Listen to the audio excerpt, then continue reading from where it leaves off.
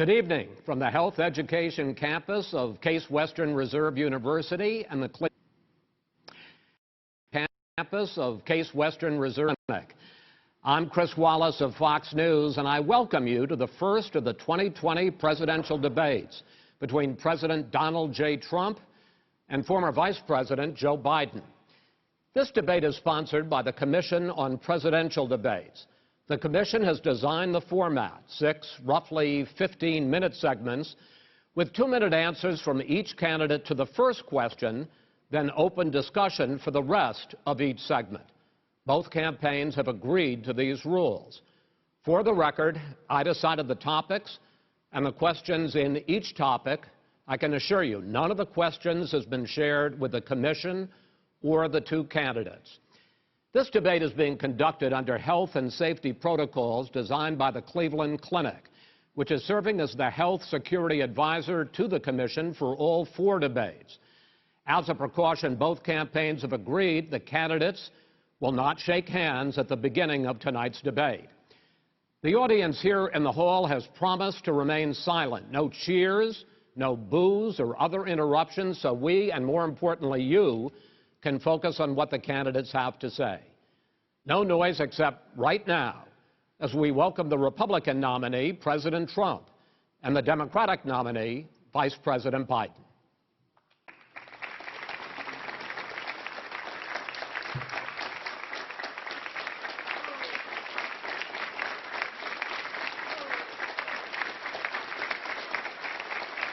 How you doing, man? How are you?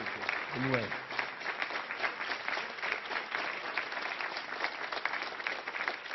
Gentlemen, a lot of people have been waiting for this night, so let's get going. Our first subject is the Supreme Court.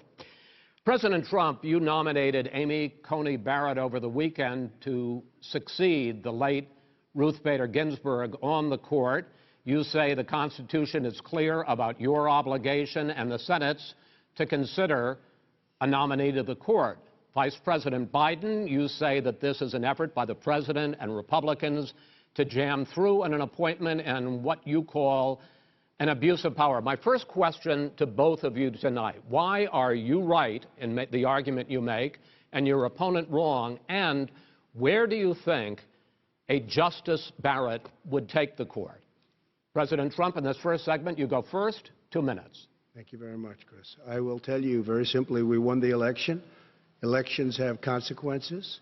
We have the Senate, we have the White House, and we have a phenomenal nominee, respected by all, top academic, good in every way, In fact, some of her biggest endorsers are very liberal people from Notre Dame and other places. So I think she's going to be fantastic. We have plenty of time.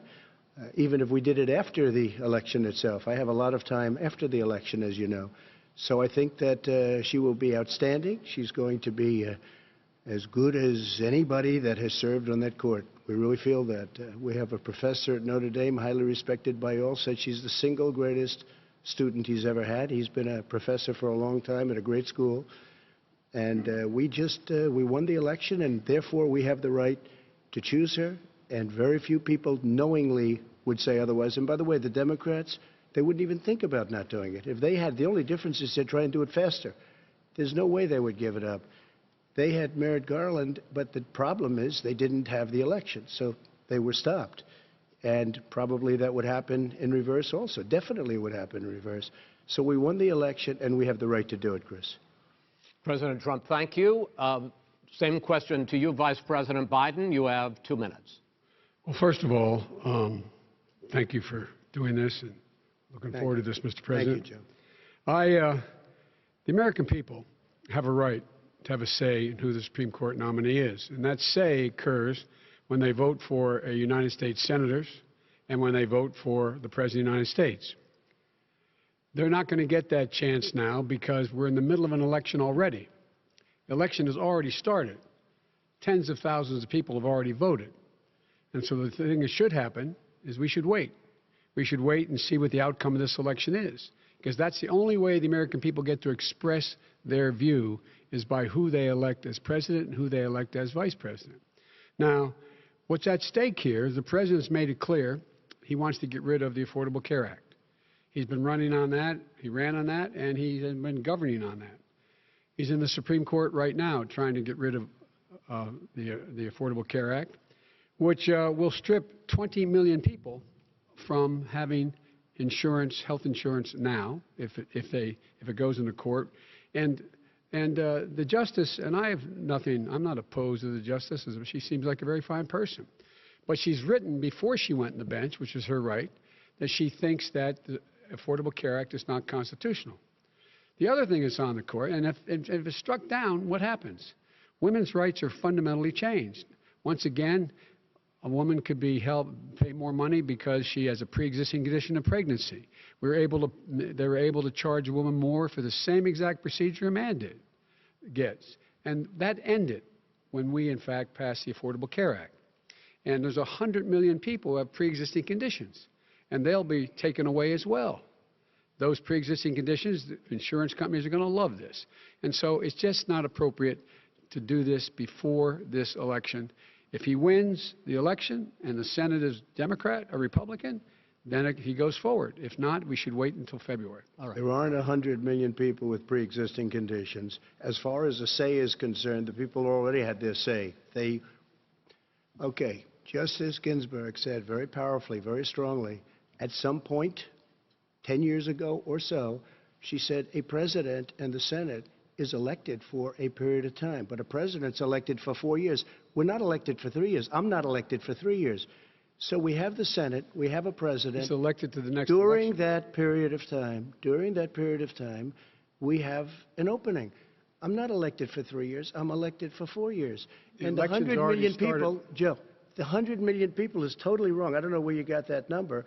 The bigger problem that you have is that you're going to extinguish 180 million people with their private health care that they're very happy with. That's simply not true. Well, you're certainly going to socialist. You're going to socialist medicine. We're now into, gentlemen, we're now into open discussion. Open discussion. Open discussion. Yes, I agree. Go ahead, Vice President. Number one, he knows that what I proposed.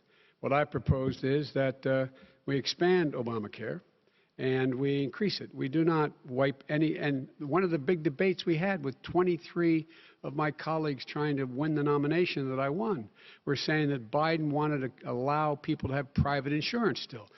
They can. They do. They will under my proposal. It's not what you've said, and it's not what your party has said. That is simply your party a lie. Doesn't say it. Your party wants to go socialist medicine. My party is and me. Socialist right healthcare. Now, I am and the they're going to dominate party. you, Joe. You know that. I am the Democratic Party right now. The platform of the Democratic Party is what I, in fact, approved of. What I approved of. Now, here's the deal. The deal is that it's going to wipe out pre-existing conditions. And by the way, the 200,000 people that have died on his watch, how many of those have survived? Well, there's 7 million people that contracted COVID.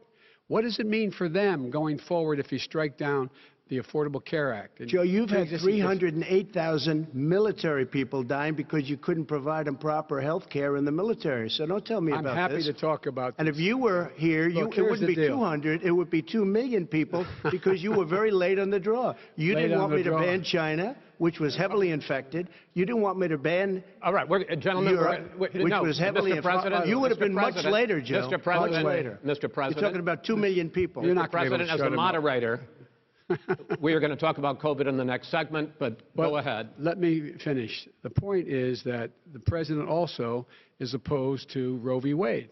That's on the ballot as well in the court. And so that's also at stake right now. And so the election is already begun. You don't know it's on the ballot. Why is it on the ballot? Because why is it on the ballot? It's not on the ballot. It's on the ballot in the court. I don't think so. In the court. Well, there's nothing happening there. Donald, would you just be quiet for a minute? And you don't know her view on Roe v. Wade. You don't know her view. Well, all right. Let's talk. We got a lot to unpack here, gentlemen. We got a lot of time. So on health care, and then we'll come back to Roe v. Wade. All right. Mr. President, the Supreme Court will hear a case a week after the election in which the Trump administration, along with 18 state attorneys general, are seeking to overturn Obamacare, to end Obamacare. You have spent the last... Because they want to give good health care. If I may ask my question, sir. Good health care. Over the last 4 years, you have promised to repeal and replace Obamacare, but you have never in these 4 years come up with a plan, a comprehensive plan to replace Obamacare. Of course I have. Well, I got rid of the individual mandate. I'm going to give you an opportunity. I got rid of the individual mandate, which was a big chunk of Obamacare. That is absolutely a big thing. That was the worst part of Obamacare. Sir, Chris, you're that was debating the worst him, part not of me. Obamacare. Let me ask my question. Well, I'll ask Joe. The individual mandate was the most unpopular aspect of Obamacare. I got rid of it. I'd like you and we will protect people with President, I'm the moderator of this conditions. debate, and I would like you to let me ask my question, and then you can answer your question. Go ahead. You, in the course of these 4 years, have never come up with a comprehensive plan to replace Obamacare, and just this last Thursday, you signed a largely symbolic executive order to protect people with pre-existing conditions 5 days before this debate. So my question, sir, is what is the Trump health care plan? Right. Well, first of all, I guess I'm debating you, not him, but that's okay. I'm not surprised. Let me just tell you something, that there's nothing symbolic. I'm cutting drug prices. I'm going with favored nations, which no president has the courage to do because you're going against Big Pharma. Drug prices will be coming down 80 or 90%. You could have done it during your 47-year period in government, but you didn't do it. Nobody's done it. So we're cutting health care. All of the things that we've done, insulin. I'll give you an example. Insulin. It was destroying families, destroying people. The cost, I'm getting it for so cheap. It's like water, you want to know the truth. So cheap. Take a look at all of the drugs what we're doing, prescription drug prices. We're going to allow our governors now to go to other countries to buy drugs because they pay just a tiny fraction. As I say, this is open discussion. No, let me ask you about, this is big stuff. Sir, you'll be happy. I'm about to pick up on one of your points to ask the Vice President, which is he points out that you would like to add a public option to Obamacare, and the argument that he makes and other Republicans make is that that is going to end private insurance. It is not. And well, if I can ask you the question, it will end. Not what your party says, by the way. It will end private insurance and create a government takeover of health care. It does not. It's only for those people who are so poor they qualify for Medicaid. They can get that free in most states, except governors who want to deny people who are poor Medicaid. Anyone who qualifies for Medicare Medicaid would automatically be enrolled in the public option. The vast majority of the American people would still not be in that option, number one. Joe, you agreed with Bernie Sanders, who's far left, on the manifesto, we call it, and that gives you socialized medicine. Look, hey, are you saying I'm not going to listen to him. The fact of the matter is, I beat Bernie Sanders. Not by much. I beat him a whole hell of a lot. I'm here standing facing you, old buddy. Pocahontas would have left 2 days early. You would have lost every primary. All he knows how to do is Super Tuesday. You got very lucky. Here's the deal. I got very lucky. I'm going to get very lucky tonight as well. And tonight I'm going to make sure, because here's the deal. Here's the deal. The fact is that everything he's saying so far is simply a lie. I'm not here to call out his lies. Everybody knows he's a liar. But you I just want to make sure. Joe, you're the liar. I want to make sure. You graduated last in your class, not first in your class. I want to make sure. Mr. President, can you let him finish, sir? No, he doesn't know how to do that.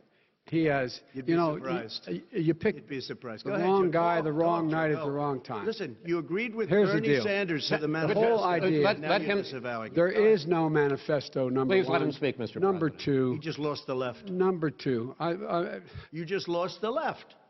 You agreed with Bernie Sanders on a plan.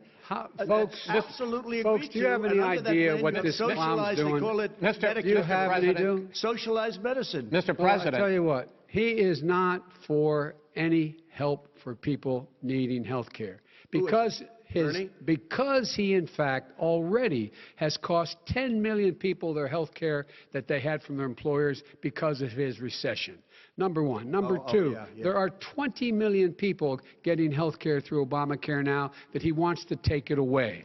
He won't ever look you in the eye and say that's what he wants to do. Take it away. No, I want to give them better health care at a much lower price because by the way, he doesn't know how. He doesn't know how to do that. I've already fixed it. He has never offered a plan. I've already fixed it to an extent. He has never done a single thing. As you might know, but probably don't. Gentlemen, you realize if you're both speaking at the same time, and it's too expensive. Let the President. Go ahead, sir. Obamacare is no good. We made it better, and I had a choice to make very early on. We took away the individual mandate. We guarantee pre-existing conditions, but took away the individual mandate. Listen, this is the way it is.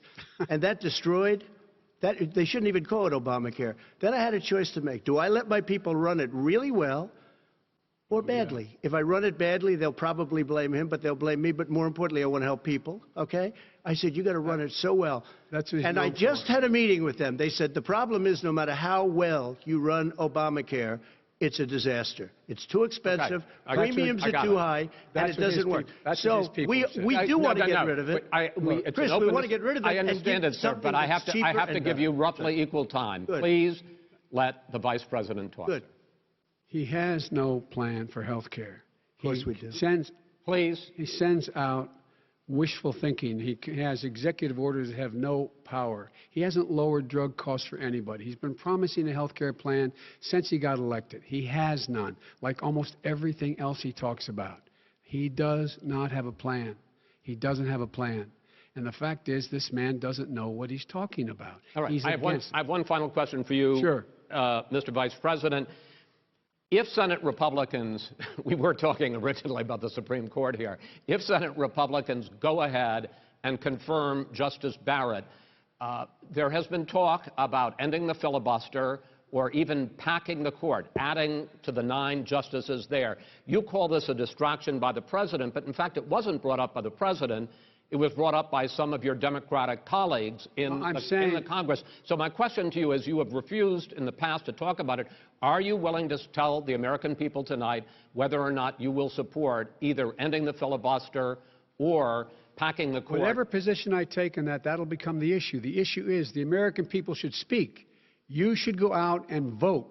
You're in voting now. Vote and let your senators know how strongly you feel. Vote now. Are you going to pack the court? Make sure you, in fact, let people know you're a senator. I'm not going to answer the question. Why wouldn't you answer that because question? the question is, radical left. Will you shut up, man? Listen, who is on your list, Joe? Who's on your list? Right. Gentlemen, I think we've ended this. He's going to pack the court. We have ended this segment. We're going to move on to the second segment. That was really a productive segment, wasn't it? Keep yapping, man. The people understand, Joe. They sure 47 years you've done nothing. They understand. All right. The second subject is COVID-19, which is an awfully serious subject, so let's try to be serious about it. We have had more than 7 million cases of coronavirus in the United States, and more than 200,000 people have died. Even after we produce a vaccine, experts say that it could be months or even years before we come back to anything approaching normal. My question for both of you is, based on what you have said and done so far, and what you have said you would do starting in 2021, why should the American people trust you more than your opponent to deal with this public health crisis going forward? In this case, the question goes to you first, sir. 2 minutes uninterrupted. Good luck. 200,000 dead. As you said, over 7 million infected in the United States. We, in fact, have 4% of the world's population, 20% of the deaths. 40,000 people a day are contracting COVID. In addition to that, about between 750 and 1,000 people a day are dying. When he was presented with that number, he said, it is what it is. Well, it is what it is because you are who you are. That's why it is. The president has no plan. He hasn't laid out anything. He knew all the way back in February how serious this crisis was. He knew it was a deadly disease. What did he do? He's on tape as acknowledging he knew it. He said he didn't tell us or give people a warning of it because he didn't want to panic the American people. You don't panic. He panicked. In addition to that, what did he do? He went in and we were insisting that the people we had on the ground in China should be able to go to Wuhan and determine for themselves how dangerous this was. He did not even ask Xi to do that. He told us what a great job Xi was doing. He said we owe him a debt of gratitude for being so transparent with us. And what did he do then? He then did nothing. He waited and waited and waited. He still doesn't have a plan. I laid out back in March exactly what we should be doing. And I laid out again in July what we should be doing. We should be providing all the protective gear possible. We should be providing the money the House has passed in order to be able to go out and get people the help they need to keep their businesses open schools. It costs a lot of money. You should get out of your bunker and get out of the sand trap and get in your golf course and go in the Oval Office and bring together the Democrats and Republicans and fund what needs to be done now to save lives. So if we would have listened to you... You have 2 minutes, sir. If we would have listened to you, the country would have been left wide open. Millions of people would have died, not 200,000, and one person is too much. It's China's fault. It should have never happened. They stopped it from going in, but it was China's fault. And by the way, when you talk about numbers, you don't know how many people died in China. You don't know how many people died in Russia. You don't know how many people died in India. They don't exactly give you a straight count, just so you understand. But if you look at what we've done, I closed it, and you said he's xenophobic. He's a racist, and he's xenophobic because you didn't think I should have closed our country. Wait a minute. It says 2 minutes. You didn't think we should have closed our country because you thought it was terrible. You wouldn't have closed it for another 2 months. By my doing it early, in fact, Dr. Fauci said, President Trump saved thousands of lives. Many of you Democrat governors said, President Trump did a phenomenal job. We worked with the governor. Oh, really? Go take a look. The governors said I did a phenomenal job. Most of them said that. In fact, people that would not be necessarily on my side said that. President Trump did a phenomenal job. We did. We got the gowns. We got the masks. We made the ventilators. You wouldn't have made ventilators. And now we're weeks away from a vaccine. We're doing therapeutics already. Fewer people are dying when they get sick. Far fewer people are dying. We've done a great job. The only thing I haven't done a good job, and that's because of the fake news. No matter what you say to them, they give you bad press on it. It's just fake news. They give you good press. They give me bad press because that's the way it is, unfortunately. But let me just tell you something. I don't care. I've gotten used to it. But I'll tell you, Joe, you could never have done the job that we did. You don't have it in your blood. You could have never done that job. I know how to do the job. I know how to get the job Well, you didn't do very well in swine flu. H1N1, you were a disaster. Your own chief of staff said you were a disaster. 14,000 people died, not 200,000. There was no economic recession. Sir, you made a there was no recession. You made a point. Let him answer. And there was we didn't shut down the economy. This is his economy he shut down. The reason it's shut down is because, look, you folks at home, how many of you got up this morning and had an empty chair at the kitchen table because someone died of COVID? How many of you were in a situation where you lost your mom or dad and you couldn't even speak to them? You had a nurse holding a phone up so you could, in fact, say goodbye. You would have lost far more people. Far more people. And, you would have been and by the way, his own CDC director says we could lose as many as another 200,000 people between now and the end of the year. And he said, if we just wear a mask, we can save half those numbers. Just a mask. And by the way, in terms of the whole notion of a vaccine, we're for a vaccine, but I don't trust him at all, nor do you. I know you don't. What we trust is a scientist. You don't trust Dr. Fauci. Johnson, Pfizer? Okay, by the way, gentlemen, let me move on to questions about the future, because you both have touched on two of the questions I'm going to ask. Focusing on the future first, President Trump, you have repeatedly either contradicted or been at odds with some of your government's own top scientists. The week before last, the head of the Centers for Disease Control, Dr. Redfield, said it would be summer before the vaccine would become generally available to the public. You said that he was confused and mistaken. Those were your two words.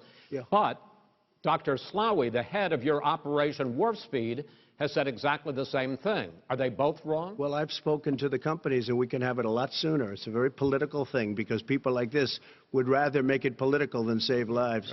It is a very political thing. I've spoken to Pfizer. I've spoken to all of the people that you have to speak to. We have great Moderna, Johnson & Johnson, and others.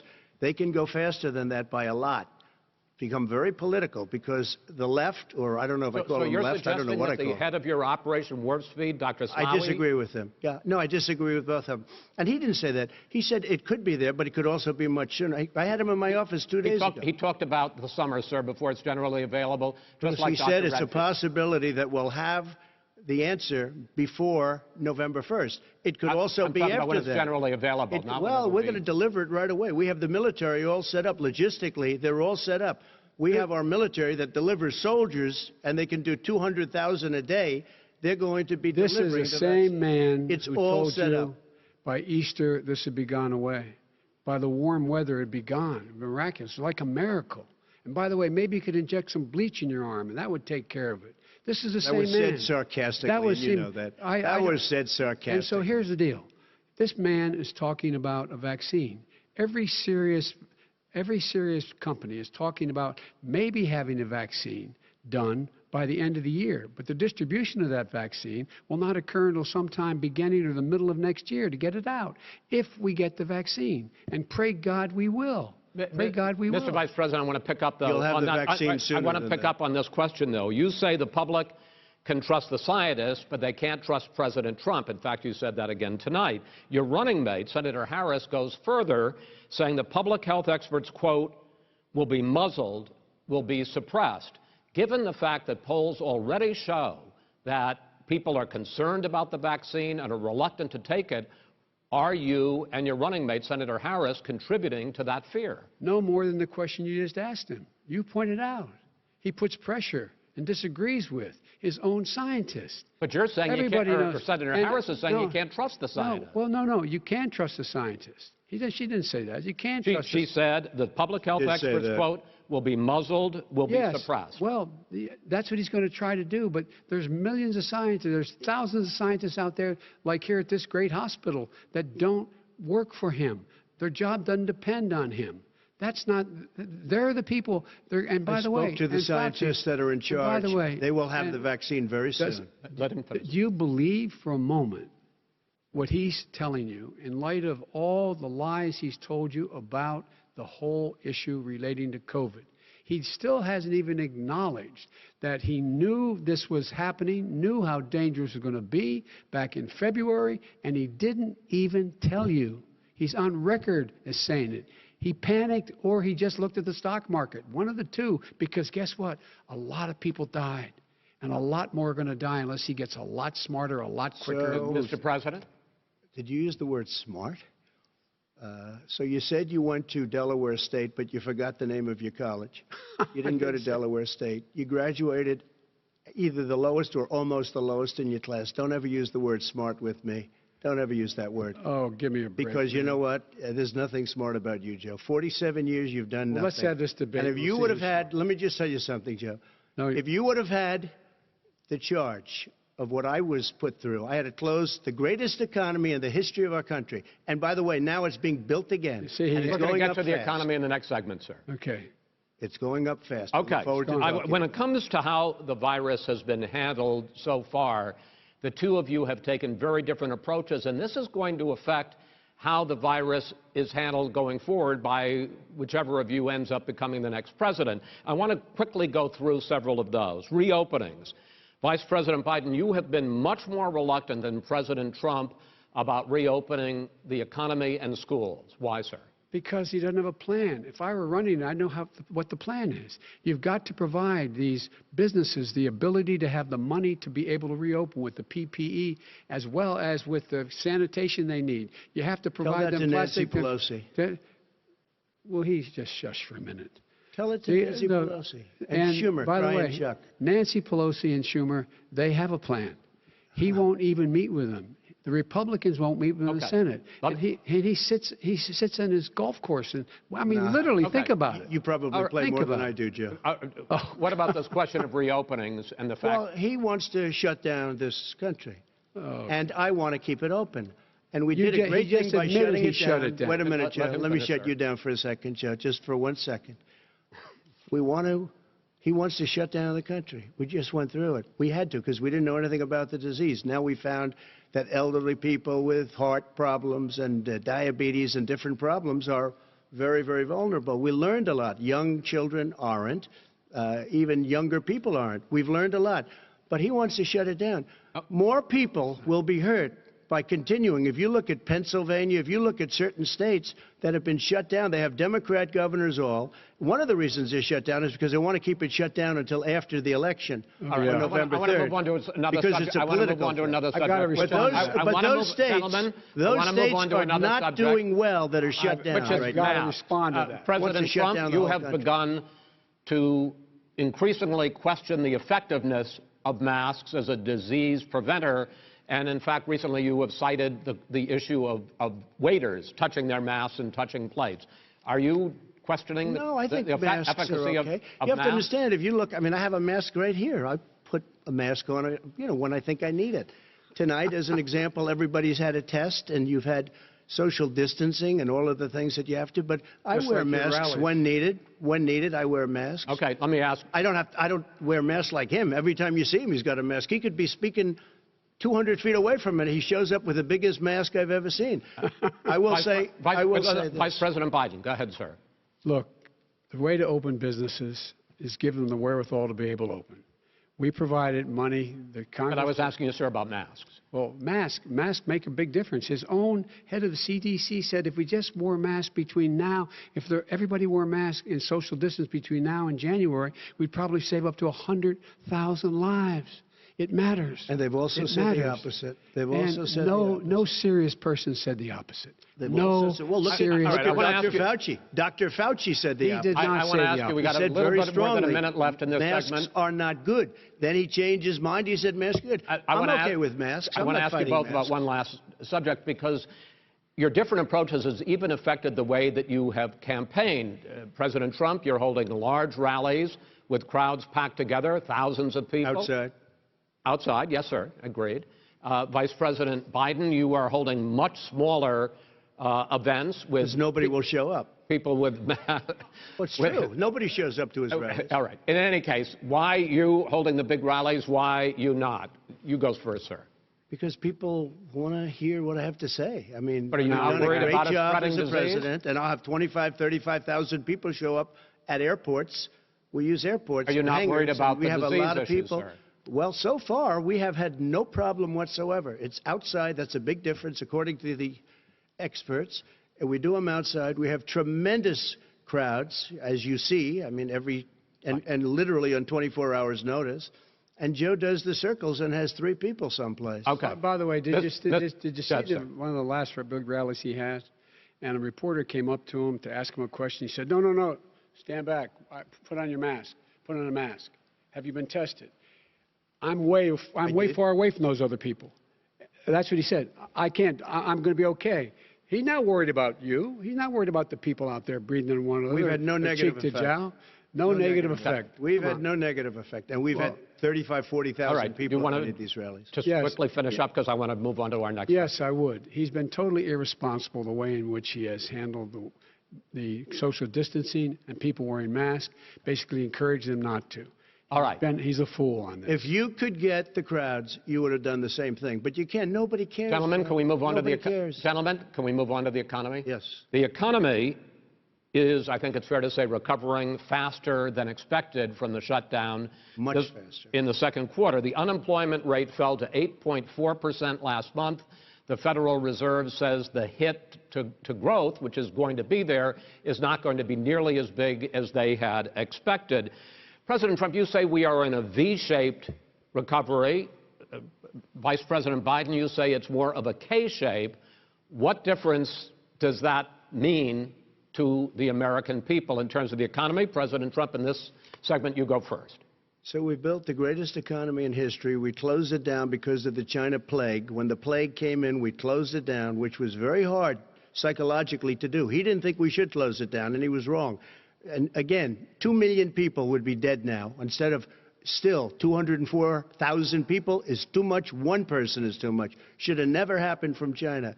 But what happened is we closed it down, and now we're reopening, and we're doing record business. We had 10.4 million people in a 4-month period that we've put back into the workforce. That's a record the likes of which nobody's ever seen before. And he wants to close down he will shut it down again. He will destroy this country. You know, a lot of people, between drugs and alcohol and depression, when you start shutting it down, you take a look at what's happening at some of your Democrat-run states where they have these tough shutdowns. And I'm telling you, it's because they don't want to open it. One of them came out last week. You saw that. Oh, we're going to open up on November 9th. Why November 9th? Because it's after the election. They think they're hurting us by keeping them closed. They're hurting people. People know what to do. They can social distance. They can wash their hands. They can wear masks. They can do whatever they want. But they got to open these states up. When you look at North Carolina, when you look, and these governors are under siege, Pennsylvania, Michigan, and a couple of others, you got to open these states up. It's not fair. You're talking about almost it's like being in prison.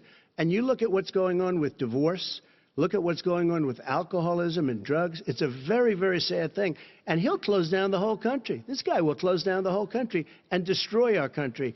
Our country is coming back incredibly well, setting records as it does it. We don't need somebody to come in and say, let's shut it down. All right. Your 2 minutes, sir. We're now moved to you. As I said, posing the question, the president says it's a V-shaped recovery. You say it's a K-shaped recovery. What's the difference? The difference is millionaires and billionaires like him in the middle of the COVID crisis have done very well. Billionaires have made another $300 billion because of his profligate tax proposal, and he only focused on the market. But you folks at home, you folks living in Scranton and Claymont and all the small towns and working class towns in America, how well are you doing? This guy paid a total of $750 in taxes. Sir, wait, no, sir, it's just yeah, I understand. You've agreed to the 2 minutes, so please let him have it. Do I get my time back? The fact is that he has, in fact, worked on this in a way that he's going to be the first president of the United States to leave office having fewer jobs in his administration than when he became president. Fewer jobs than when he became president. First one in American history.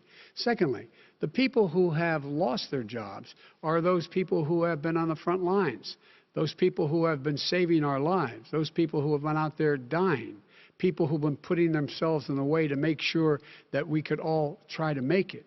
And the idea that he is insisting that we go forward and open when you have almost half the states in America with a significant increase in COVID deaths and COVID cases in the United States of America. And he wants to open it up more. Why does he want to open it up? Why doesn't he take care of the American? You can't fix the economy until you fix the COVID crisis. And he has no intention of doing anything about making it better for you all at home in terms of your health and your safety. Schools. Why aren't schools open? Because it costs a lot of money to open them safely. You know, they were going to give, his administration was going to give the teachers and school students masks. And then they decided, no, couldn't do that because it's not a national emergency. Not a national emergency. They've done nothing to help small businesses. Nothing. They're closing. 1 in 6 is now gone. He ought to get on the job and take care of the needs of the American people so we can open safely. All right. Your time is up, sir. Well, we are going to get to... I have to respond to that. Well, you both had 2 minutes, sir. Excuse me, he made a statement. So did you. People want their schools, people want their schools open. They don't want to be shut down. They don't want their state shut down. They want their restaurants. I look at New York. It's so sad what's happening in New York. It's almost like a ghost town. And I'm not sure it can ever recover what they've done in New York. People want their places open. They want to get back to their lives. They'll be careful, but they want their schools open. Okay. I'm the one that brought back football. By the way, I brought back Big Ten football. It was me, and I'm very happy to do it. And all right, the people of Ohio are very proud of me. And you know how I found out? When he took the phony ad. Gentlemen, we're going to get to your economic plans going forward in a moment. But first, Mr. President, as you well know, there's a new report that in 2016, the year you were elected president, and 2017, your first year as president, that you paid $750 a year in federal income tax each of those years. I know that you pay a lot of other taxes, but I'm asking you the specific question. Is it true that you paid $750 in federal income taxes each of those 2 years? I paid millions of dollars in taxes, millions of dollars of income tax. And let me just tell you, there was a story in one of the papers. I paid $38 million 1 year. I paid $27 million. Show us your tax returns. I went... you'll see it as soon as it's finished. You'll see it. You know, if you want to go to the Board of Elections. There's a 118-page or so report that says everything I have, every bank I have, I'm totally under-leveraged because the assets are extremely good, and we have a very, I built a great company. I'm asking you a specific question, which is... But let me tell you... I understand all of that. I understand all of that. No, Mr. President, go ahead. I'm asking you a question. Will you tell us how much you paid in federal income taxes in 2016 and 2017? Millions of dollars. You paid millions of dollars? Millions of dollars, So yes. not $750? Millions of dollars, and you'll get to see it. And you'll get to see it. But let me just tell you, Chris, let me just tell you something, that it was the tax laws. I don't want to pay tax. Before I came here, I was a private developer. I was a private business people. Like every other private person, unless they're stupid, they go through the laws, and that's what it is. He passed a tax bill that gave us all these privileges for depreciation and for tax credits. We build a building and we get tax credits, like the hotel on Pennsylvania Avenue. You get a massive, which, by the way, was given to me by the Obama administration, if you can believe that. Now, the man got fired right after that happened. But Vice President Biden, you want to respond? Yeah, I do want to respond. Look, the tax code that made him, put him in a position that he pays less tax than a school teacher on the money a school teacher makes, is because of him he says he's smart because he can take advantage of the tax code. And he does take advantage of the tax code. That's why I'm going to eliminate the Trump tax cuts. And I'm going to eliminate those tax cuts and make sure that we invest in the people who, in fact, need the help. People out there need help. But why didn't you do it over the last 25 years? Because you weren't president. Because you weren't president screwing things up. You were a senator. And You're by the way, worst you were president America has ever had. Hey, Come Joe, on. let me just tell you, Joe. I've done more in 47 months. I've done more than you've done in 47 years, Joe.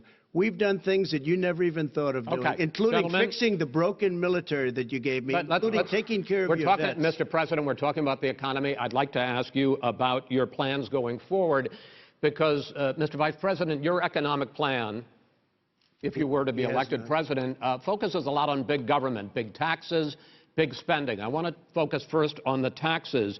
You propose more than $4 trillion over a decade in new taxes on individuals making more than $400,000 a year and on corporations. President Trump says that that kind of an increase in taxes is going to hurt the economy as it's just coming out of a recession. Well, just take a look at what the analysis done by Wall Street firms. Points out that my economic plan would create 7 million more jobs than his in 4 years, number one. And number two, it would create an additional $1 trillion in economic growth, because it would be about buying American.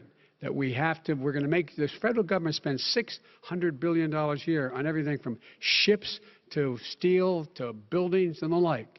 And under my proposal, we're going to make sure that every penny of that has to be made by a company. But respectfully, sir, I'm talking about taxes, not spending. By the way, I'm going to eliminate a significant number of the tax. I'm going to make the corporate tax 28%. It shouldn't be 21%. You have 91 companies, in the Fortune 500, who don't pay a single penny in tax, making billions of dollars. Why didn't you do it before when you were vice president with Obama? Because you, in fact, passed that.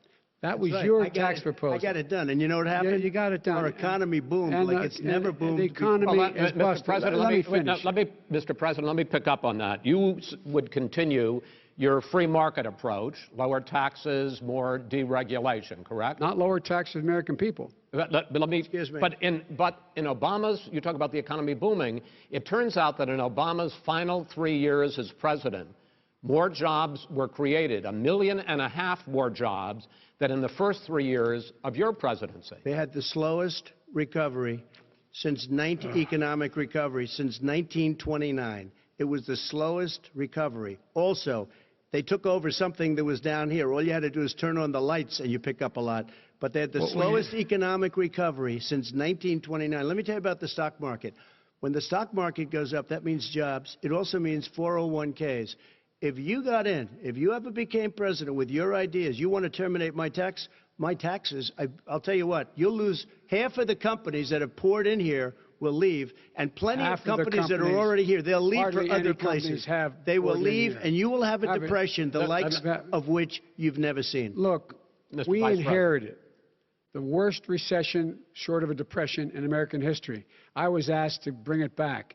We were able to have an economic recovery that created the jobs you're talking about. We handed him a booming economy. He blew it. It wasn't booming. He blew it. It wasn't booming. It was the weakest recovery since 1929. Is it fair to say he blew it when fact, there was record low unemployment before COVID? Yeah, but because what he did, even before COVID, manufacturing went in the hole.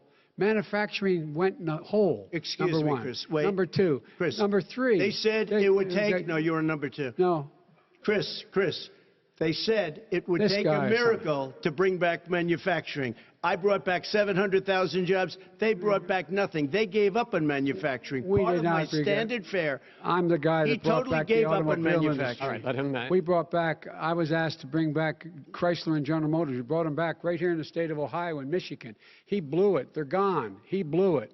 And in fact, they're going. Ohio had the best year it's ever had last year. Michigan had the best year they've ever had. That is not Many true. car companies came in from Germany, from Japan, went to Michigan, went to Ohio. They're not having And they didn't come in with you. Mr. Vice President, go ahead. And so you take a look at what he's actually done. He's done very little. His trade deals are the same way. He talks about these great trade deals. You know, he talks about the art of the deal. China's perfected the art of the steal. We have a higher deficit with China now than we did before. We have the highest trade deficit China with ate Mexico. your lunch, down All right, gentlemen, 18%. China ate your lunch, Joe, and no wonder your son goes in and he takes out billions of dollars. Takes out billions of dollars to manage. He makes millions of dollars. And also, Simply while we're not at it, true. why is it, just out of curiosity, the mayor of Moscow's wife gave your son $3.5 million. What did he do to deserve it? What did he do with Burisma to deserve $183,000? None You've of asked that your is question, true. let him answer. None of that is true. Oh, really? He didn't get But no, $3.5 million? Mr. President, It's Mr. totally- President, please. You've Totally asked a question. discredited.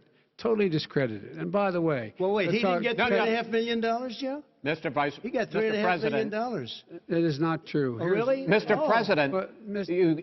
it's an open discussion, please. Now, It's a fact. Well, It you is have not a raised an fact. issue. Let the It's been Vice totally President answer. discredited. Did There was a Burisma pay him report. $183,000 a month with no experience in energy?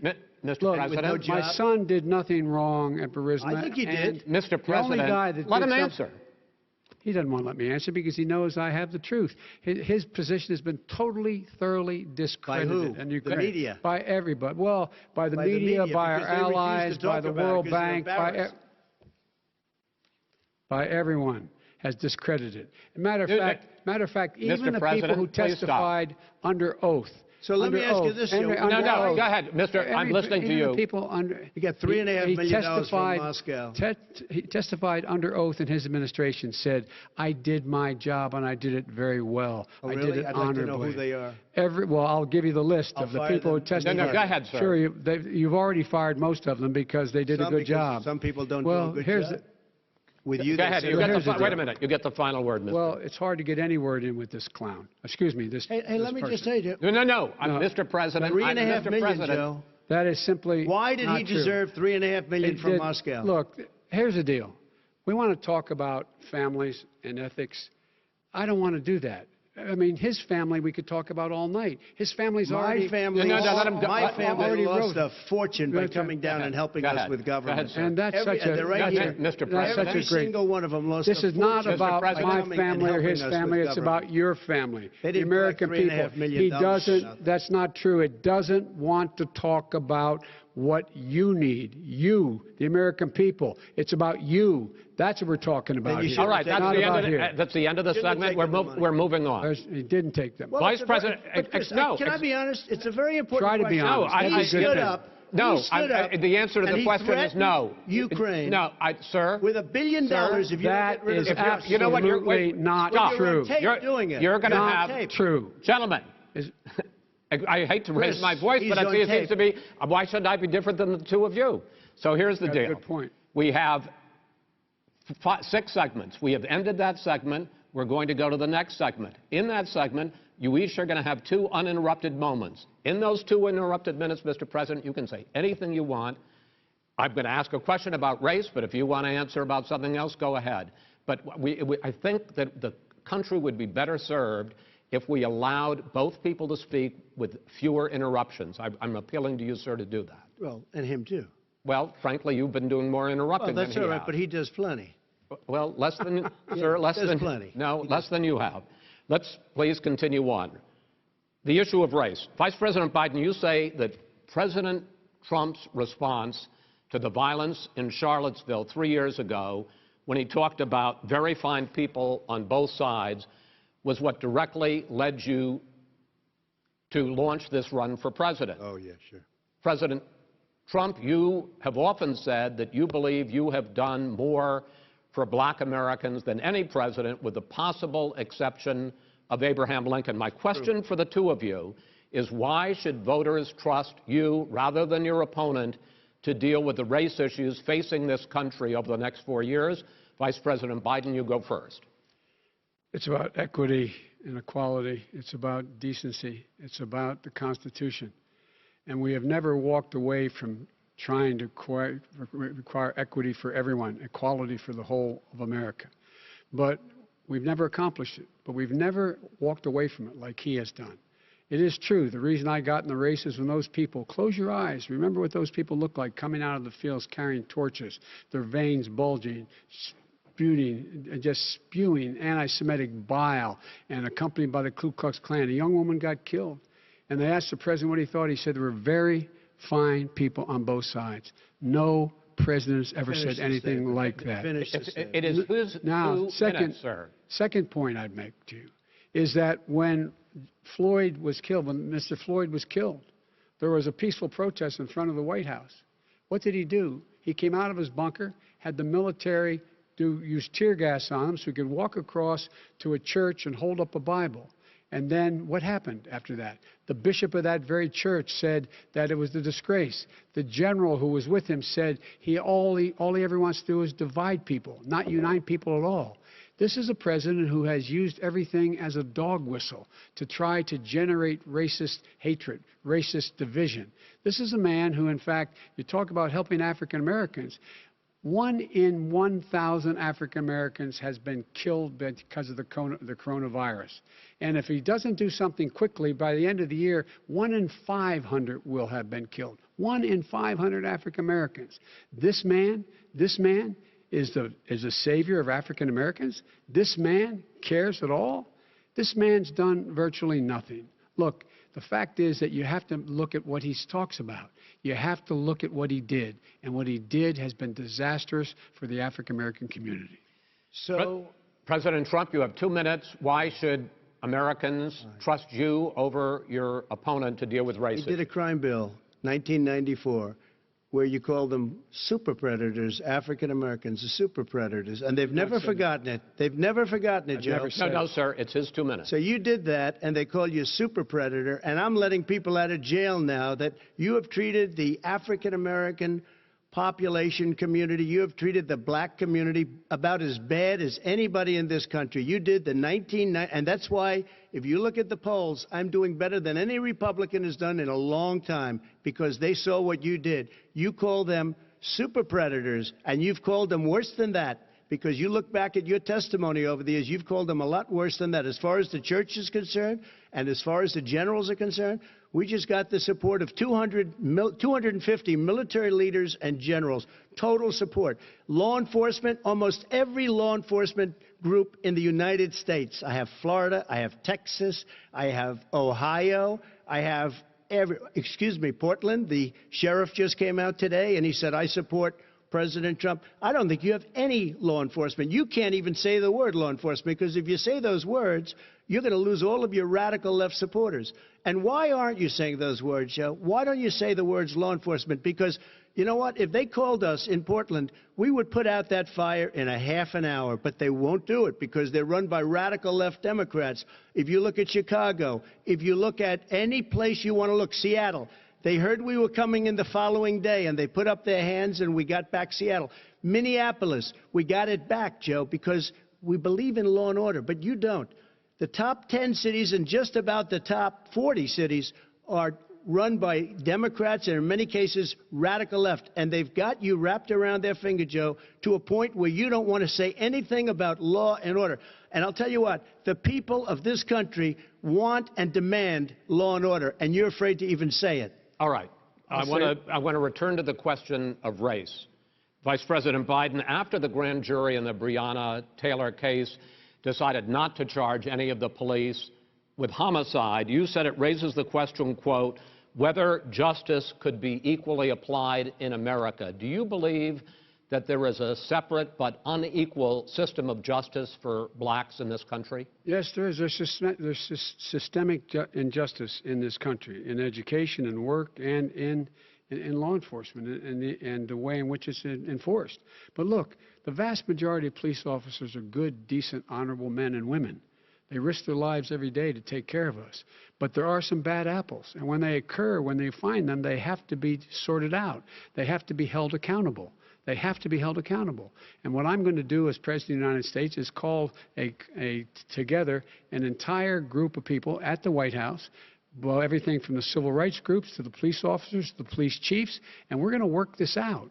We're going to work this out so we change the way in which we have more transparency in when these things happen. These cops aren't happy to see what happened to George Floyd. These cops aren't happy to see what happened to Breonna Taylor. Most don't like it. But we have to have a system where people are held accountable. And by the way, violence in response is never appropriate. Never appropriate. Peaceful protest is. Violence is never appropriate. All right, what is peaceful protest? When they run through the middle of the town and burn down your stores and kill people all over the place, that and you is say not peaceful protest? President Trump, I'm not asking. But you say it is. President Trump, I'd like to continue with the issue of race. Please. I promise we're going to get to the issue of law and order in a moment. Fine. This month, your administration directed federal agencies to end racial sensitivity training that addresses white privilege or critical race theory. Why did you decide to do that, to end racial sensitivity training? And do you believe that there is systemic racism in this country, sir?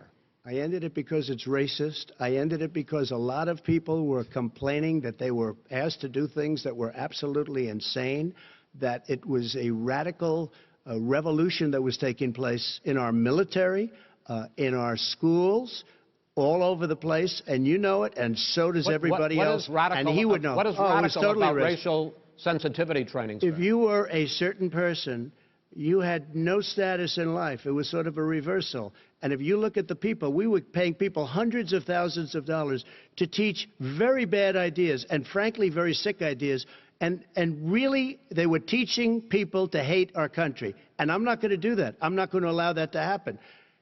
We have to go back to the core values of this country. They were teaching people that our country is a horrible place, it's a racist place, and they were teaching people to hate our country. And I'm not going to allow that to happen. Vice President Biden? Nobody's doing that. He's the racist. You just don't know. Here's the deal. I know a lot more about this than he does. Let him finish.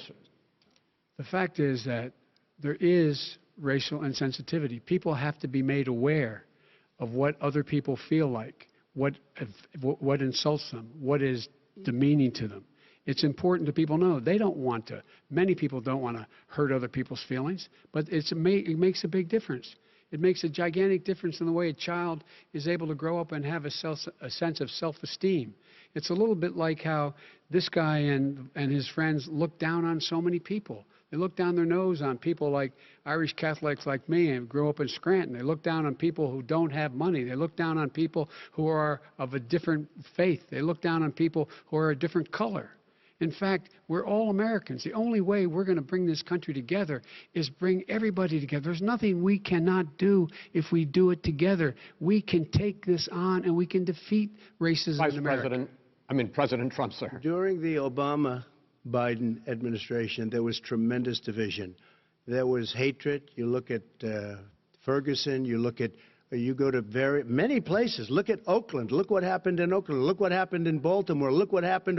Frankly, it was more violent than what I'm even seeing now. Oh, my but Lord. The reason is that ridiculous. the Democrats that run these cities ridiculous. don't want to talk like you about law and order. Violent and you crime, still haven't mentioned. violent Are you crime. in favor of law and order? I'm in favor of law. You follow it. Are you in favor of law and order? Go yes, ahead, I'm say in it. favor. You asked a question, let him finish. Law and order. Law and order. Let him answer. Law and order with justice, where people get treated fairly. Okay. And the fact of the matter is, violent crime went down 15% in our administration. All right. It's gone up on his watch. Went down much more he in had, ours. All right, we're now. Mr. President, you're going to.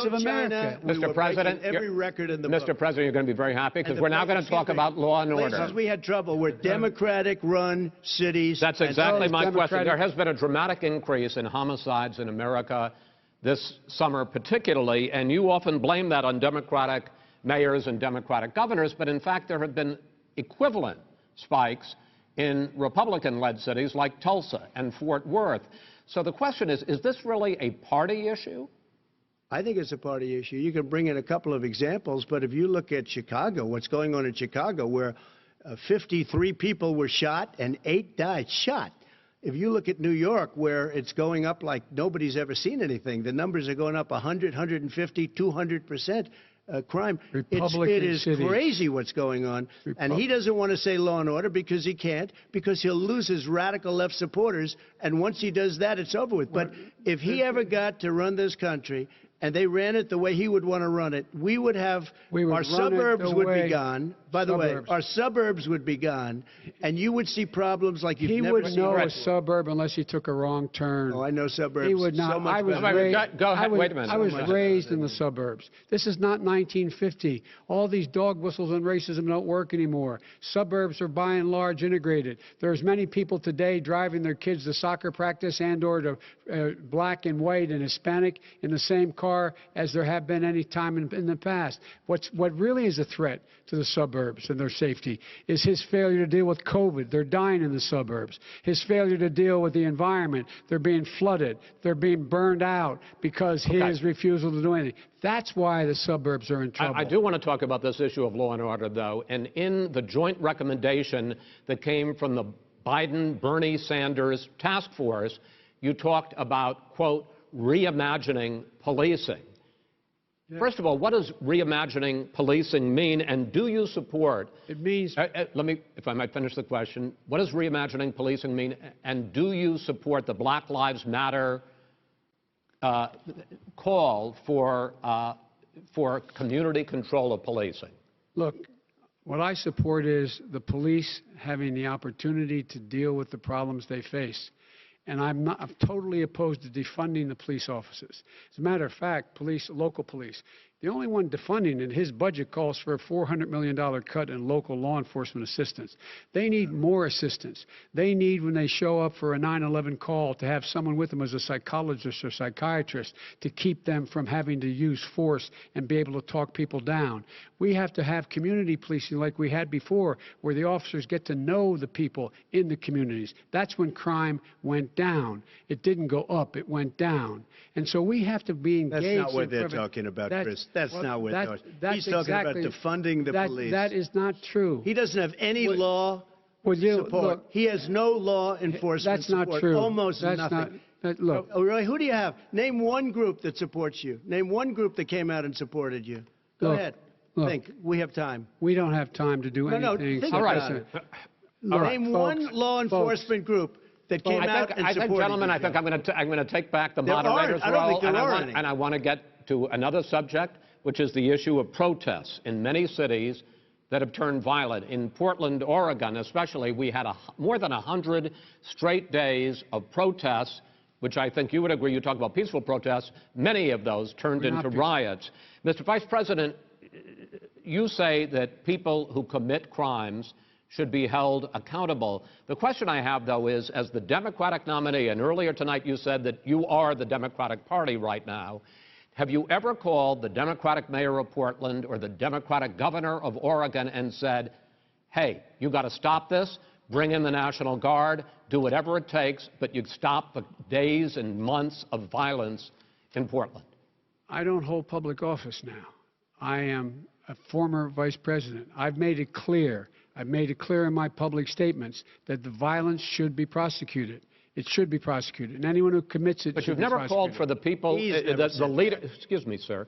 You had never called for the leaders in Portland and in Oregon to call and bring in the National Guard and knock off 100 days of riots. They can, in fact, take care of it if he just stay out of the way. Look here. Oh, really? Oh, really? Here's the thing. I sent in the U.S. Marshals to get the killer of the young man in the middle of the street. They shot him, and for 3 days, President Trump, Portland wouldn't do anything. I had to send in the U.S. Marshals. They took care of business. Go ahead, sir. And by the way, you know, his own former spokesperson said, you know, riots and chaos and violence help his cause. That's what this is all about. I don't know who said that. I do. Who?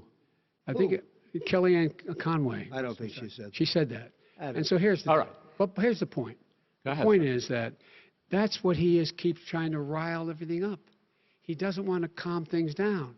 Instead of going in and talking to people and saying, let's get everybody together, figure out how to deal with this. What's he do? He just pours gasoline in the fire constantly, and every single solitary time. Okay, and to end this, button up this segment, I'm going to give you a minute to answer, sir.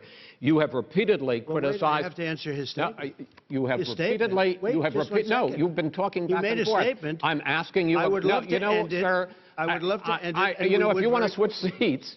We could very quickly. We could do that, but I'd send in the National Guard, it would be over. There'd be no problem. Okay. But they don't want to accept the National Guard. You have repeatedly criticized the Vice President for not specifically calling out Antifa and other left-wing extremist groups. But are you willing tonight to condemn white supremacists and militia groups and to say that they need to stand down and not add to the violence in a number of these cities, as we saw in Kenosha and as we've seen in Portland? Sure, are you I'm prepared willing to do specifically that, do it? Well, go ahead, sir. I would say almost everything I see is from the left wing, not from the right wing. So what are you saying? I'm willing to do anything. I want to see peace. Then do it, sir. Say it. Do it. Say it. Do you want to call them? What do you want to call them? Give me a name. Give me a white name. Supremacists and who would you like me to condemn? White supremacists and right Proud militia. Boys, stand back and stand by. But I'll tell you what. Somebody's got to do something about Antifa and the left, because this is not a right-wing problem. This is a left-wing. FBI director This is a left-wing problem. White supremacists. Antifa's an idea, not an organization. Oh, you got to be not kidding. militia. That's what his FBI. FBI director Gentlemen, said. Well, then you know what? We're done, sir. We're moving on to the next. We're moving. When a bat hits you over the head, that's not an idea. Everybody in your administration tells you the truth has a bad idea. Can I tell you what? You have no ideas. Antifa is a dangerous, all right, radical gentlemen, group. we're now moving on to the Trump and Biden records. They'll overthrow you. When a president, I'm going to ask a question. When the president seeks a second term, it is generally a referendum on his record. But Vice President Biden, you like to quote one of your dad's sayings, which is, don't compare me to the Almighty, compare me to the alternative. And in this case, sir, you are the alternative. Looking at both of your records, I'm going to ask each of you, why should voters elect you president over your opponent? In this segment, President Trump, you go first, 2 minutes. Because there has never been an administration or president who has done more than I've done in a period of 3.5 years. And that's despite the impeachment hoax. And you saw what happened today with Hillary Clinton, where it was a whole big con job. But despite going through all of these things, where I had to fight both flanks and behind me and above, there has never been an administration that's done what I've done. The greatest, before COVID came in, the greatest economy in history, lowest unemployment numbers. Everything was good. Everything was going. And by the way, there was unity going to happen. People were calling me for the first time in years. They were calling, and they were saying, it's time maybe. And then what happened? We got hit, but now we're building it back up again. A rebuilding of the military, including Space Force and all of the other things. A fixing of the VA, which was a mess under him. 308,000 people died because they didn't have proper health care. It was a mess. And we now got a 91% approval rating at the VA, our vets. We take care of our vets. But we've rebuilt our military. The job that we've done, and I'll tell you something, some people say maybe the most important. By the end of the first term, I'll have approximately 300 federal judges and Court of Appeals judges, 300, and hopefully 3 great Supreme Court justices. That is a record, the likes of which very few people, and you know one of the reasons I'll have so many judges? Because President Obama and him left me 128 judges to fill. When you leave office, you don't leave any judges. That's like you just don't do that. They left 128 openings, and if I were a member of his party, because they have a little different philosophy, I'd say if you left us 128 openings, you can't be a good president, you can't be a good vice president. But I want to thank you because it gives us almost, it'll probably be above that number by the end of this term. 300 judges. It's a record. Looking at both your records, why should voters elect you president as opposed to President Trump? You have 2 minutes uninterrupted. Under this president, we become weaker, sicker, poorer, more divided, and more violent. When I was vice president, We inherited a recession. I was asked to fix it. I did. We left him a booming economy, and he caused the recession. With regard to being weaker, the fact is that I've gone head-to-head with Putin and made it clear to him we're not going to take any of his stuff. He's Putin's puppy. He still refuses to even say anything to Putin about the bounty on the heads of American soldiers. Your son got $3.5 million. That's right. And by the way, my son... Wait a minute. Mr. President, your campaign agreed to both sides would get 2-minute answers uninterrupted. Well, your side agreed to it, and why don't you observe what your campaign agreed to as a ground rule, okay, sir? He never keeps his word. Because Can you add no, I'm not asking. That was a rhetorical question. Can you Go add ahead, back sir. 30 seconds? Yeah, yes, okay. you may have. All right. Go ahead. So, thirdly, we're poor. The billionaires have gotten much more wealthy by a tune of over $300 to $400 billion more just since COVID. You in the home, you got less. You're in more trouble than you were before. In terms of being more violent, when we were in office, there were 15% less violence in America than there is today.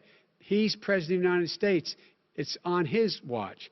And with regard to more divided, the nation can't stay divided. We can't be this way.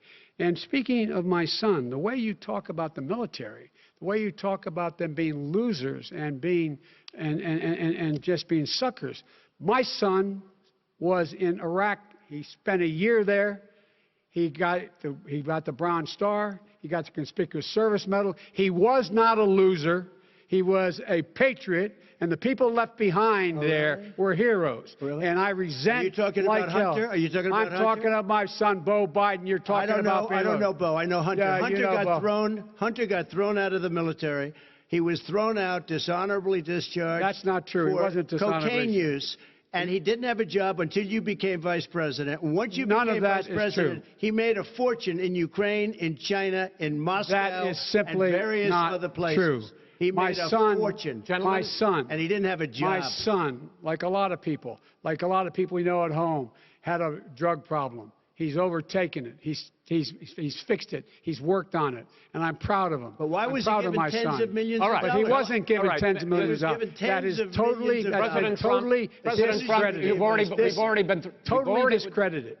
We've already been through this. I think the American people would rather hear about more substantial subjects. Well, you know, as the moderator, sir, I'm going to make a judgment call here. Gets $3.5 million from the mayor of Moscow. That is not true. Gentlemen, that report is totally discredited.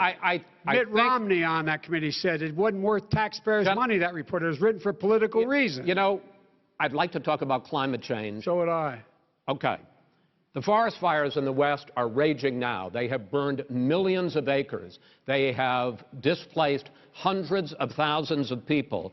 When state officials there blame the fires on climate change, Mr. President, you said, I don't think the science knows. Over your 4 years, you have pulled the U.S. out of the Paris Climate Accord.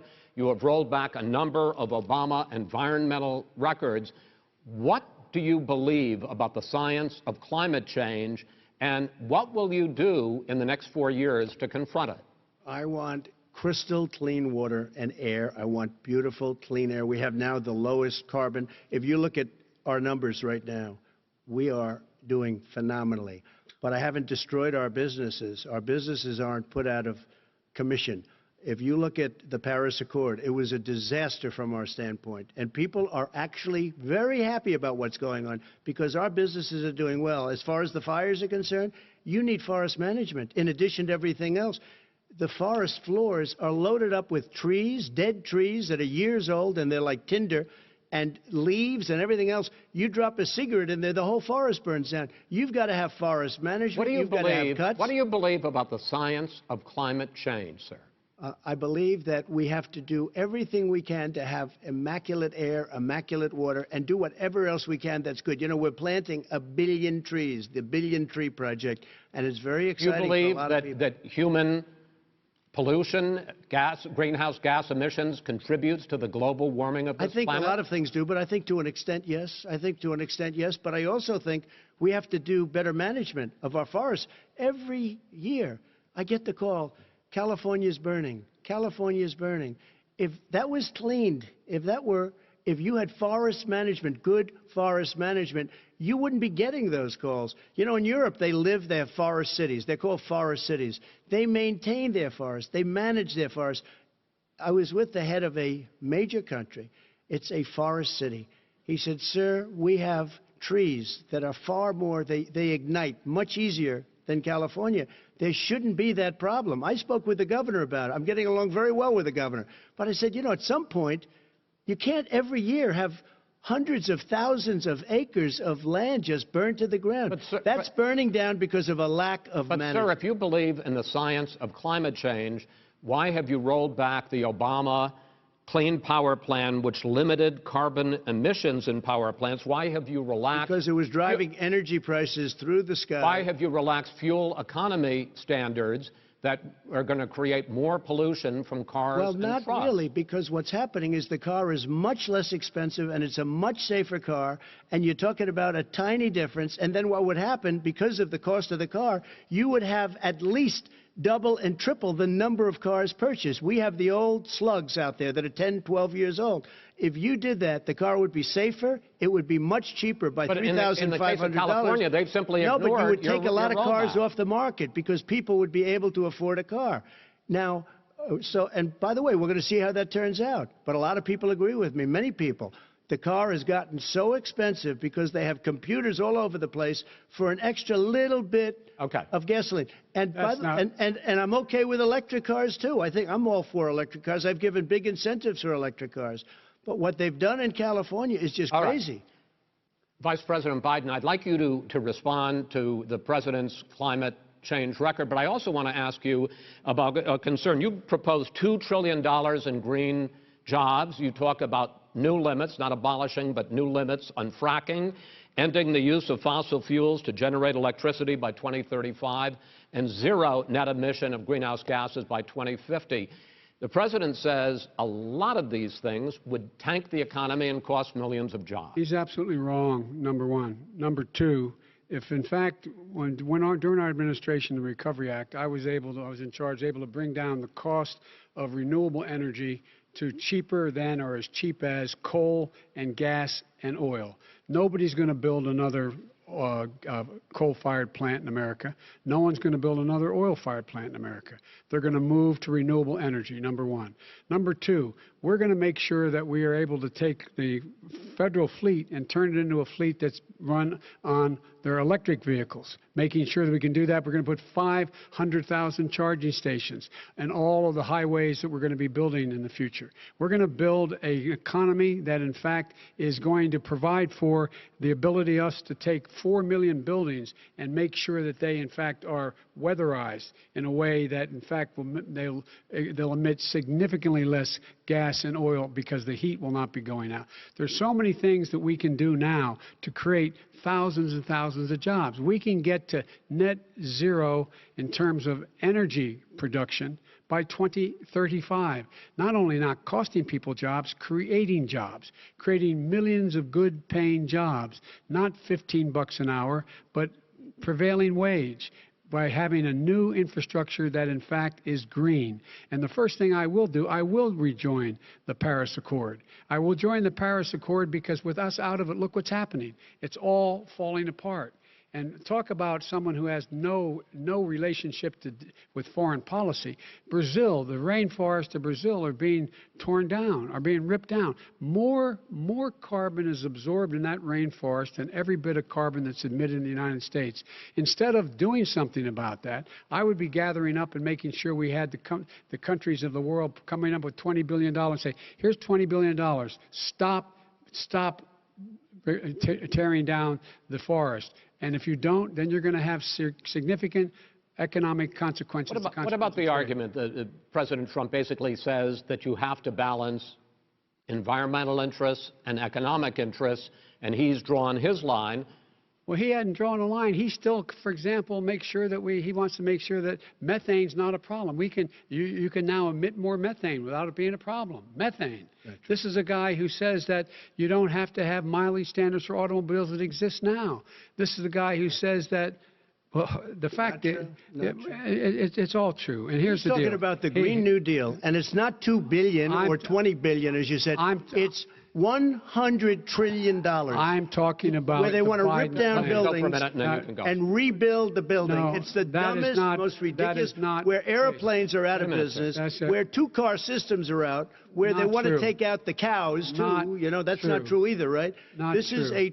this is a $100 Simply, trillion. look, That's more money than that our is- country could make in that is 100 simply years if we're not going. the case. All right, let me destroy because I our country. actually, wait a minute, sir. I actually have studied your plan, and it includes upgrading 4 million buildings, weatherizing 2 million homes over 4 years, building 1.5 million energy-efficient homes. So the question becomes, the president is saying, I think some people who support the president would say that sounds like it's going to cost a lot of money and hurt the economy. What it's going to do is going to create thousands and millions of jobs, good-paying jobs. But let him finish, sir. He doesn't know how to do that. $100 billion. The fact is, it's going to create millions of good-paying jobs, and these tax incentives for people to weatherize, which he wants to get rid of. It's going to make the economy much safer. Look how much we're paying now to deal with the hurricanes. By the way, he has an answer for hurricanes. He said maybe we should drop a nuclear weapon on them. They may. I never said that at all. He did say. You made it up. And here's the deal. You make up a we are going to be in a position where we can create hard, good jobs by making sure the environment is clean and we all are in better shape. We spend billions of dollars now, on floods, hurricanes, rising seas. We're in real trouble. Look what's happened just in the Midwest with these storms that come through and wipe out entire sections and counties in Iowa. That didn't happen before. They're because of global warming. We make up 15% of the world's problem. We, in fact, but the rest of the world, we've got to get them to come along. That's why we have to get back into the Paris Accord. All right, gentlemen. Wait a minute, Chris. So why didn't he do it for 47 years? You were vice president. Why didn't you get the world? China sends up real dirt into the air. Russia does. India does. They all do. We're supposed to be good. And by the way, he made a couple of statements. The Green New Deal is $100 trillion. That is not not $20 my billion. plan. That's the Green New you want to Deal rebuild every is building. not my plan. You want to rebuild every. If he knew anything about, if he knew anything he made a about, statement about the military. He said I said something about the military. He and his friends made it up, and then they went with it. I never said it. Okay. That is what not he true. did Sir, is he you're done said in this segment. he called the military Mr. Vice President, stupid bastards. I and he did said not it on say tape. that. He said Mr. stupid Please, bastards. He sir, said it. stop. I would never I say would that. Play to the it. military. Play it. Go ahead. You're Mr. on Vice tape. President answered his final question. The final question is, I can't remember which of all his rantings. I'm having a little trouble myself. But and about the economy and about this question of what it's going to cost. The economy. I mean, the Green New Deal and the idea of what your environmental changes will do. The Green New Deal will pay for itself as we move forward. We're not going to build plants that, in fact, are great polluting plants. So do you We're going to support build the Green New Deal? Pardon me? Do you support No, I don't support the Green New Deal. Oh, you don't? Oh, well, that's a big statement. I support that means you just lost the radical left. I support you the don't. Biden plan that I put forward. Okay. The Biden plan, which is different than what he calls the radical Green New Deal. All right, gentlemen, final segment, election integrity. As we meet tonight, millions of Americans are receiving mail-in ballots or going to vote early. How confident should we be that this will be a fair election, and what are you prepared to do over the next 5+ weeks, because it'll not only be to Election Day, but also counting some ballots, mail-in ballots after Election Day. What are you prepared to do to reassure the American people that the next president will be the legitimate winner of this election? In this final segment, Mr. Vice President, you go first. Prepared to let people vote. They should go to iwillvote.com. Decide how they're going to vote, when they're going to vote, and what means by which they're going to vote.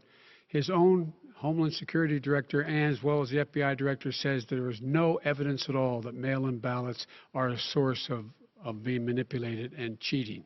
They said that. The fact is that there are going to be millions of people because of COVID that are going to be voting by mail-in ballots, like he does, by the way. He sits behind the Resolute desk and sends his ballot to Florida, number one. Number two, we're going to make sure that those people who want to vote in person are able to vote because enough poll watchers are there to make sure they can socially distance. The polls are open on time, and the polls stay open until the votes are counted. And this is all about trying to dissuade people from voting because he's trying to scare people into thinking that it's not going to be legitimate. Show up and vote. You will determine the outcome of this election. Vote, vote, vote. If you're able to vote early in your state, vote early. If you're able to vote in person, vote in person. Vote whatever way is the best way for you, because he cannot stop you from being able to determine the outcome of this election. And in terms of whether or not when the votes are counted, and they're all counted, that will be accepted. If I win, that will be accepted. If I lose, that'll be accepted. But by the way, if in fact he says he's not sure what he's going to accept, well, let me tell you something. It doesn't matter, because if we get the votes, it's going to be all over. He's going to go. He can't stay in power. It won't happen. It won't happen. So vote. Just make sure you understand you have it in your control to determine what this country is going to look like the next 4 years. Is it going to change? You're going to get 4 more years of these lies. Mr. President, 2 minutes. So when I listened to Joe talking about a transition, there's been no transition from when I won. I won that election. And if you look at crooked Hillary Clinton, if you look at all of the different people, there was no transition, because they came after me trying to do a coup. They came after me spying on my campaign. They started from the day I won, and even before I won, from the day I came down the escalator with our First Lady. They were a disaster. They were a disgrace to our country. And we've caught them. We've caught them all. We've got it all on tape. We've caught them all. And by the way, you gave the idea for the Logan Act against General Flynn. You better take a look at that, because we caught you in a sense. And President Obama was sitting in the office. He knew about it too. So don't tell me about a free transition. As far as the ballots are concerned, it's a disaster. A solicited ballot, okay, solicited is okay. You're soliciting, you're asking, they send it back, you send it back. I did that. If you have an unsolicited, they're sending millions of ballots all over the country. There's fraud. They found them in creeks. They found some with the name Trump, just happened to have the name Trump just the other day in a waste paper basket. They're being sent all over the place. They sent 2 in a Democrat area. They sent out 1,000 ballots. Everybody got 2 ballots. This is going to be a fraud like you've never seen. The other thing, it's nice on November 3rd, you're watching and you see who won the election. And I think we're going to do well, because people are really happy with the job we've done. But you know what? We won't know. We might not know for months, because these ballots are going to be all over. Take a look at what happened in Manhattan. Take a look at what happened in New Jersey. Take a look at what happened in Virginia and other places. They're not losing 2%, 1%, which, by the way, is too much. An election could be won or lost with that. They're losing 30 and 40%. It's a fraud, and it's a shame. And can you imagine where they say you have to have your ballot in by November 10th? November 10th. That means that's 7 days after the election, in theory, should have been announced. Okay. We have major states with that. Sir, all run by Democrats. 2 minutes is 2 minutes. All run by Democrats. It's President Trump, it's a rigged election. You're going to be able to continue. You have been charging for months that mail-in balloting is going to be a disaster. You say it's rigged, that it's going to lead to fraud. But in 2018, in the last midterm election, 31 million people voted mail-in voting. That was a quarter, more than a quarter, of all the voters that year cast their ballots by mail. Now that millions of mail-in ballots have gone out, what are you going to do about it?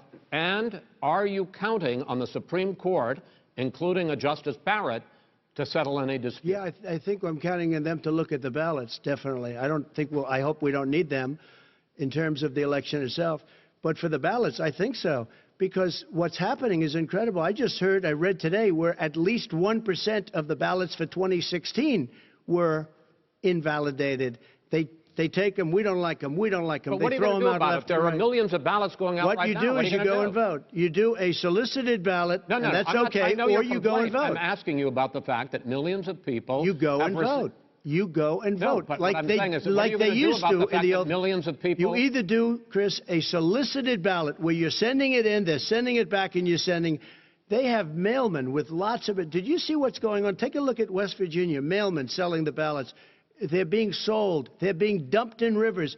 This is a horrible thing for our country. This is not going to end well. There is no evidence this is of that. not going to end well. 5 states have had mail-in ballots for the last decade or more. 5, including 2 Republican states.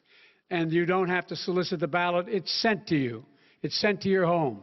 What we're saying is, they're saying is that it has to be a postmark by the time, by Election Day. If it doesn't get in till the 7th, 8th, 9th, it still should be counted. He's just afraid of counting the votes because you're wrong. You're wrong. I want to continue with you on this, Vice President Biden. Because Chris, he's so wrong when he makes a statement like that. Excuse me. Vice President Biden, the biggest problem, in fact, over the years with mail-in voting has not been fraud historically. It has been that sizable numbers, sometimes hundreds of thousands of ballots are thrown out because they have not been properly filled out, or there is some other irregularity, or they missed the deadline. So the question I have is, are you concerned that the Supreme Court, with a Justice Barrett, will settle any dispute? I am concerned that any court would settle this, because here's the deal. When you get a ballot and you fill it out, you're supposed to have an affidavit. If you didn't know, you have someone say that this is me. You should be able to, if in fact you can verify that's you before the ballot is thrown out, that's sufficient to be able to count the ballot because someone made a mistake and not dotting the correct I. Who they voted for, testify, say who they voted for, say it's you. That is totally legitimate. All right. Excuse me, when you have 80 million ballots sending and swamping the system, you know it can't be done. You know it can't, and already there's been fraud. Now, mail service delivers wait a minute, gentlemen. The final question is, in 8 states, we can keep talking. In 8 states, election workers are prohibited, currently by law, 8 states, from even beginning to process ballots, even take them out of the envelopes and flatten them, until Election Day. That means that it's likely, because there's going to be a huge increase in mail-in balloting, that we are not going to know on election night who the winner is, that it could be days, it could be weeks, could be months, until we find out who the new president is. So first for you, sir, finally for the Vice President, I hope neither of you will interrupt the other. Will you urge your supporters to stay calm during this extended period, not to engage in any civil unrest, and will you pledge tonight that you will not declare victory until the election has been independently certified? President Trump, you go first. I'm urging my supporters to go into the polls and watch very carefully, because that's what has to happen. I am urging them to do it. As you know, today there was a big problem. In Philadelphia, they went in to watch. They're called poll watchers, a very safe, very nice thing. They were thrown out. They weren't allowed to watch. You know why? Because bad things happen in Philadelphia, bad things.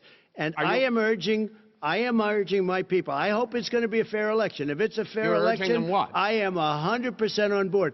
But if I see tens of thousands of ballots being manipulated, I can't go along with that. And I'll tell you what, from a common sense, does that mean you're going to tell your people to take to the street? It means you have a fraudulent election. You're sending out 80 million ballots. They're not equipped to. These people aren't equipped to handle it, number one. Number two, they cheat.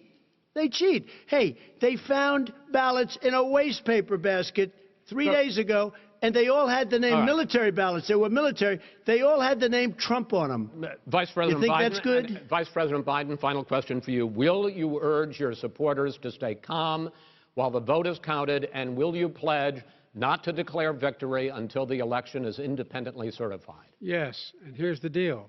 They count the ballots, as you pointed out. Some of these ballots in some states can't even be opened until Election Day. And if there's thousands of ballots, it's going to take time to do it. And by the way, our military, they've been voting by ballots since at the end of the Civil War, in effect. And that's what's going to happen. Why is it for them somehow not fraudulent? It's the same process. It's honest. No one has established at all that there is fraud related to mail-in ballots, that somehow it's a fraudulent process. It's already been established. Take a look at Carolyn Maloney's race. You had an opportunity to respond. Look at Carolyn Maloney. Go ahead. They have no idea what happened. Vice President Biden, go ahead. He has no idea what he's talking about. Here's the deal. the fact is I will accept it, and he will too. You know why? Because once the winner is declared, after all the ballots are counted, all the votes are counted, that'll be the end of it. That'll be the end of it. And if it's me, in fact, fine. If it's not me, I'll support the outcome. And I'll be a president not just for the Democrats. I'll be a president for Democrats and Republicans. And this guy, I want to see an honest ballot count. Gentlemen, you say that's the end of it? This is the end of this debate? Honest ballot count. We're going to leave it there. To be continued as in more debates as we go on. President Trump, Vice President Biden, it's been an interesting hour and a half. I want to thank you both for participating in the first of 3 debates that you have agreed to engage in. We want to thank Case Western Reserve University and the Cleveland Clinic for hosting this event. The next debate, sponsored by the Commission on Presidential Debates, will be 1 week from tomorrow, October 7th, at the University of Utah in Salt Lake City. The 2 vice presidential nominees, Vice President Mike Pence and Senator Kamala Harris, will debate at 9 p.m. Eastern that night. We hope you watch. Until then, thank you and good night.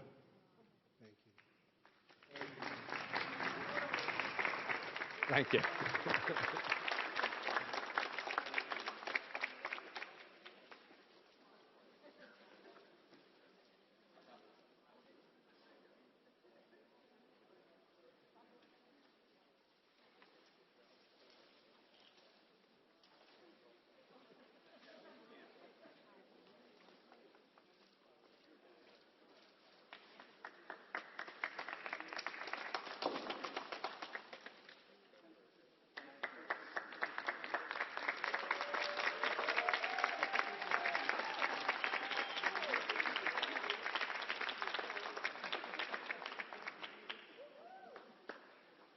Trump, the greatest president of all time.